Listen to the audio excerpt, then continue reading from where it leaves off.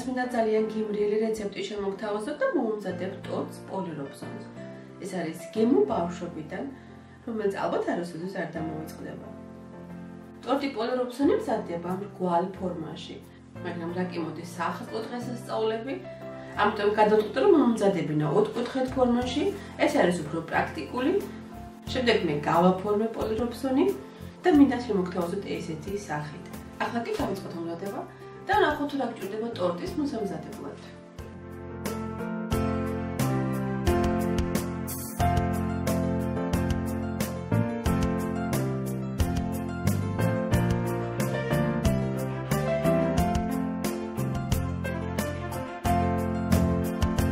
უნდა მოვამზადოთ ბისკვიტი, რისთვისაც გვჭირდება 4 კვერცხი, 250 გრამი შაქარი, 300 გრამი ფქვილი, 250 მl კეფირი, ვანილის ექსტრაქტი, 1 ჩაისკოზი გამაფრქვევებელი და 1 ჩაისკოზი სოდა, 50 გრამი კაკაო და 50 გრამი გამდნარი კარაქი. რელოქში უნდა გავთქვიფოთ კვერცხი და მინდა გითხრათ, რომ ინგრედიენტების რაოდენობა არის მხოლოდ 1 ბისკვიტისთვის განკუთვნილი. ჩვენ კი გვჭირდება 2 ბისკვიტი, რომელსაც გამოვაცხობთ ცალ-ცალკე. მე ახლა კვერცხს მოვათავსებ ჩემს თასში. როგორც ვთქვათ, მე შევიძინე შუშის თასი, შეგიძლიათ უკეთ დაინახოთ მზადების პროცესი. დავუმატებთ შემდეგ შაქარს, შაქარი დავუმატებთ ყოველთვის თქვენი გემოვნებით. კვერცხის მასამ და გავთქვიფოთ იქამდე, სანამ არ გათეთრდება და გაუმაგდება.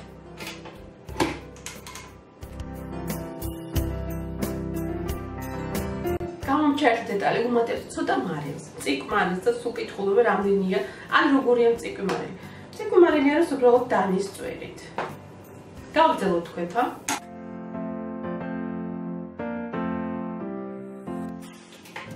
კვერცხი და შაქარი უკვე კარგად გაითქვიფა.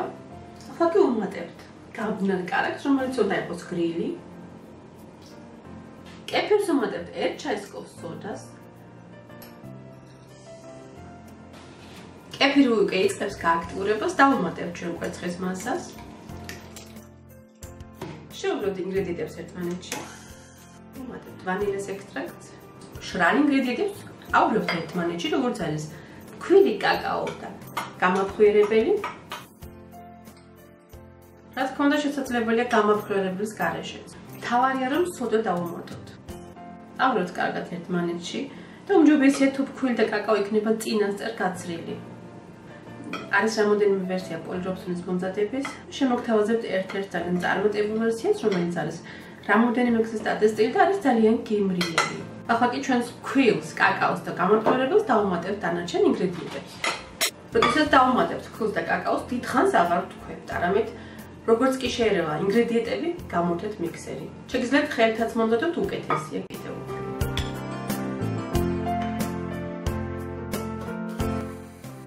კაკაო უნდა შევათქვიფოთ დაბალ საფეხურზე. ფქვილი და კაკაო უკვე შეურიეთ. ახლა კი გადავიტანოთ გამოსაცხო ფორმას და გამოვაცხოთ. მასა ბისკვიტისთვის არის უკვე მზად. ახლა მე გადავიტან გამოსაცხო ფორმაზე და გამოვაცხობ. გამოვაცხობ 4 ფორმაზე, რომელიც არის უფრო მეტად პრაქტიკული. სადღესასწაულო და მეტაფორებით ალბათ. და ზომას დაგიტოვებთ დაბლა ინფობოქსში. გავასწოროთ კიდევ ერთხელ.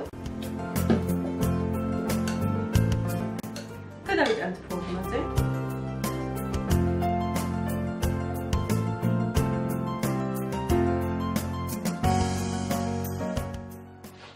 ბისკვიტი უნდა გამოვაცხოთ წინასწარ გახურებულ ბუნოში 190 გრადუსზე დაახლოებით 30 წუთი. ჩავარდეთ ზედა და ქვედა წვა.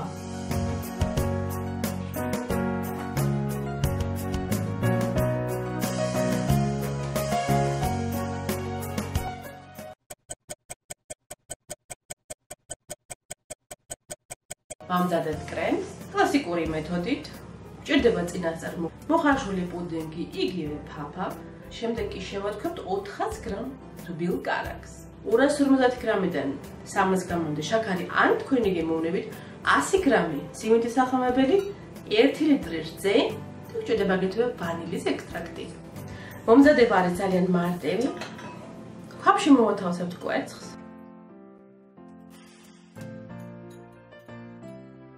დავუმატებთ შაქარს და მოვურევთ. შემდეგ დავუმატებთ სიმინდის სახამებელს. Შეუვლეთ კარგად. და დავუმატოთ რძე. ჯერ ცოტა დავუმატოთ და გავთქვიფოთ კარგად, იქამდე სანამ ინგრედიენტები ბოლომდე არ გაიხსნება რძეში. როდესაც ინგრედიენტები კარგად გაიხსნება რძეში, უმატებთ შემდეგ უკვე მორჩენილ რძესაც. ახლა გადავიტანთ ცეცხლზე და მოვამზადებთ პუდინგს. უნდა აურიოთ სულ გამოგვებით და როგორც კი გასქელდება. და დაიწყებთ ამოდუღებას იმ წუთასა გადავდგავთ ცეცხლიდან, რადგან ჩვენ აქვს გამოყენებული კვერცხი. და როგორც ხედავთ, ეს საკმაოდ კარგად გასქელდა.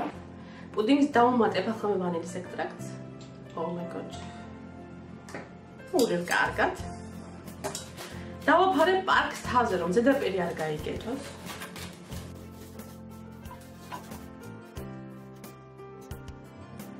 გავაჩერებ ოთახის ტემპერატურაზე რამოდენიმე საათი, იქამდე სანამ ბოლომდე არ გაცივდება.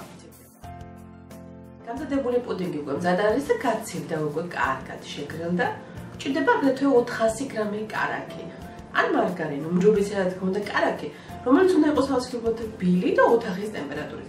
როგორში გავთქვიფავ ჩვენ კარაქს. კარაქს მოვათავსებ ახლა მე ჩემს მიქსერში. კარაქი უნდა იყოს აუცილებლად რბილი, აუცილებლად ოთახის ტემპერატურის წინააღმდეგ შემთხვევაში კრემი აიჭრება. კარაქი გავთქვიფოთ გათეთრებამდე და იქამდე სანამ არ გავმაგდება. კარაქი ძალიან არ გადათქვიფოთ, თორემ ძალიან გათხელდება შემდეგ და აიჭრებთ კრემს.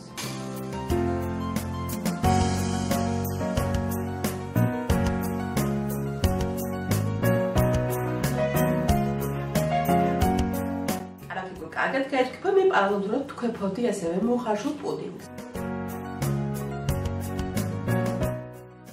სათითაო კოზობით დავუმატოთ ჩვენი პუდინგი და შევათქვიფოთ საშუალო სიჩქარეზე.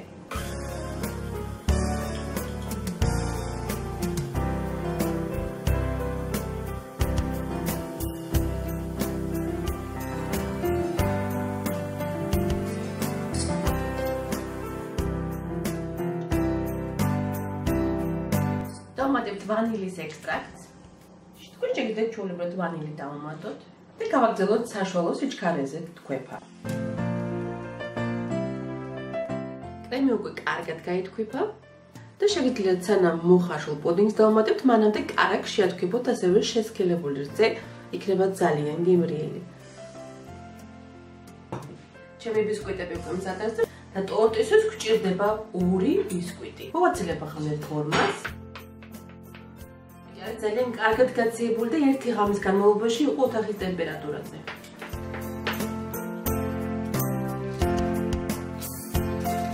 ახლა მე ბისკვიტს გავჭრე შუაზე, ჯერ ავაჭრე ზედაპირს.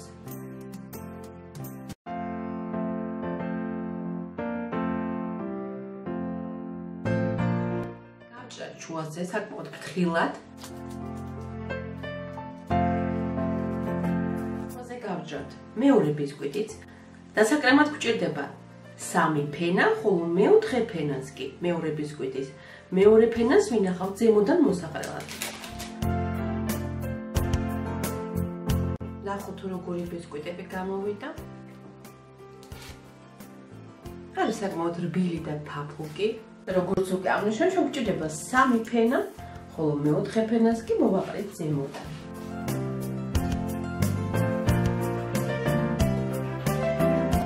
ერთი ფენა გადავიტანე უკვე ტორტის დასადებზე და კრემი რომელიც მოვამზადეთ უნდა გავუყოთ აუცილებლად 3 ტოლ ნაწილად. მოვათავსებ ახლა კრემს წინ, ბისკვიტზე და წავუსმებ რაც შეიძლება თანაბრად.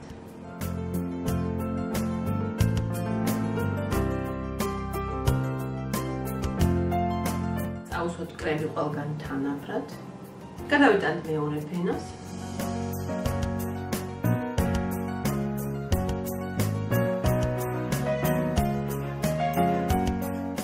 ასევე გადავანაწილოთ თანაბრად.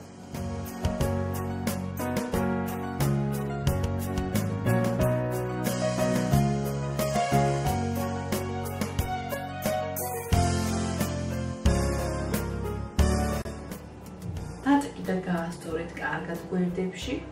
მესამე ფენასაც წავსვათ ზემოდან კრემი.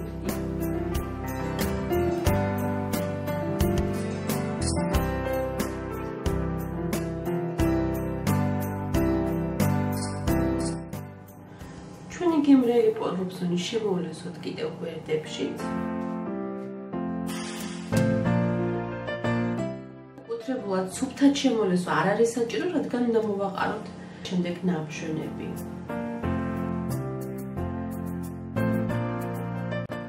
ტორტი მოვათავსოთ ცოტა ხნით მაცივარში, იმისათვის რომ კრემი ოდნავ გამაგდებს, შემდეგ კი მოვაყაროთ უბრალოდ დაფშვნილი ბისკვიტი ზემოდან. მეოთხე ფენა მოვათავსებ ახლა ბლენდერში, თოკა, რასაც ეძახით. შეგიძლიათ ხელითაც დავშვნოთ. ეს უკვე არის საკმარისი.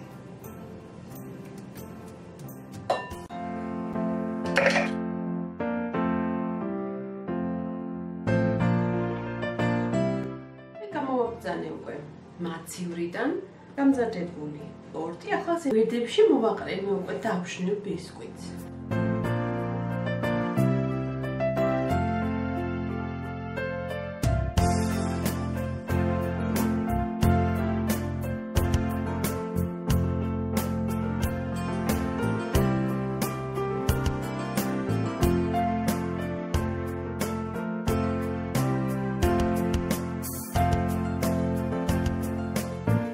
მე გავთქვიფე ცოტა ნაღები და ახლა გავაფორმებ ოდნავ ტორტს.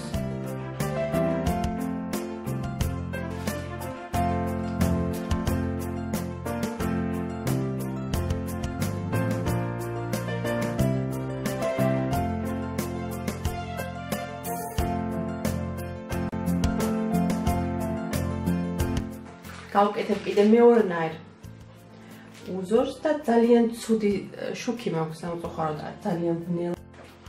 ამიტომ არ ჩანს კარგად, ვისაც დიდ ბუდიშს მოგიხსენებთ.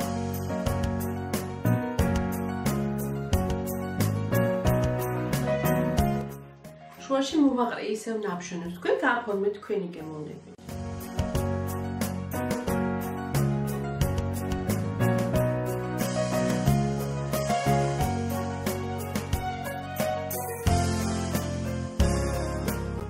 შეგიძლიათ დატოვოთ ესე როგორც არის, და კი გადავწყვეტე რა კი ახალი წელი მოდის, გავაფორმო პატარა საახალწლო დეკორაციებით, ეს არის შოკოლადის ნაცვის ხე, რომელიც ხოთ მოვამზადეთ. უნდა იყოს ძალიან ფრთხილად, რადგან არის ძალიან სწრაფად მტვრევადი ხეები. ჩვენი ტორტზე შეგვიძლია მოვამზადოთ დეკორაცია, როგორც არის შოკოლადის ნაცვის ხე, ისიც გვჭირდება ესეთი პატარა ჯოხები. და გვჭირდება ასევე თეთრი შოკოლადი, რომელიც მე უკვე გავადნე.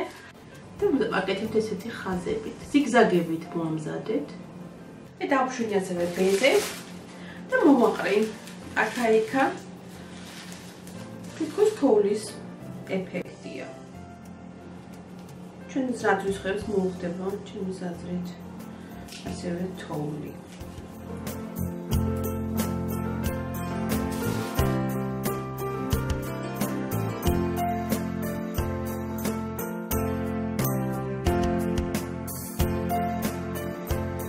ვაფორმებ ასევე წითელი მოზარდავებით, ეს არის შაქრის ლამაზი დეკორაციები. ჩვენი საახალწლო ტორტი პოლიროფსონი უკვე მზად არის. თქვენ გავაფორმეთ თქვენი გემოვნებით ისე როგორც თქვენ მოგწონთ. სულ ეს არის დღევანდელი ვიდეო, ჩვენ კი შევხვდებით ერთმანეთს მომავალ ვიდეოში.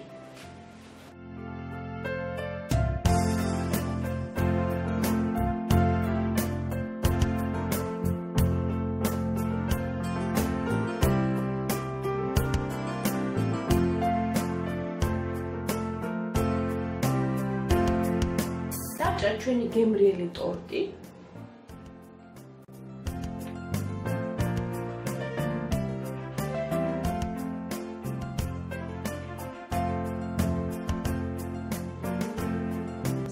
ძალიან გემრიელად გამოიყურება.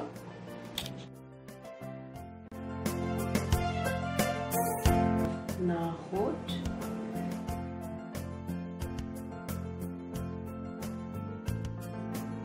ესეთი არაჩვეულებრივი ნაჭერი გვაქვს.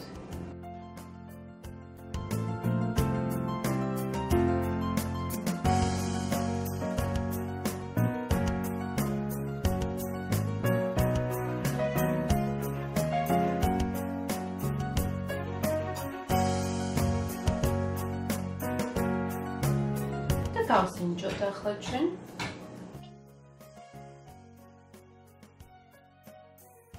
არის საოცრად ფაფუკი, საოცრად გემრიელი, ძალიან მსუბუქი.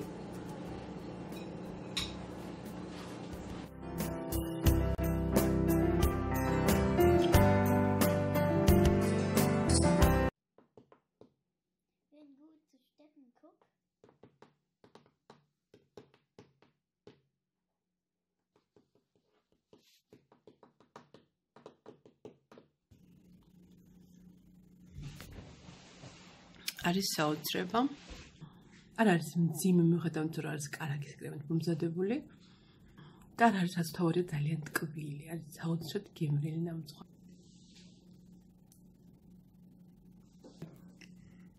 როგორია, კარგია? მართლა? გემო ბავშვობიდან და გამიწერეს ჩემი არხი. აუცილებლად დაალაიქით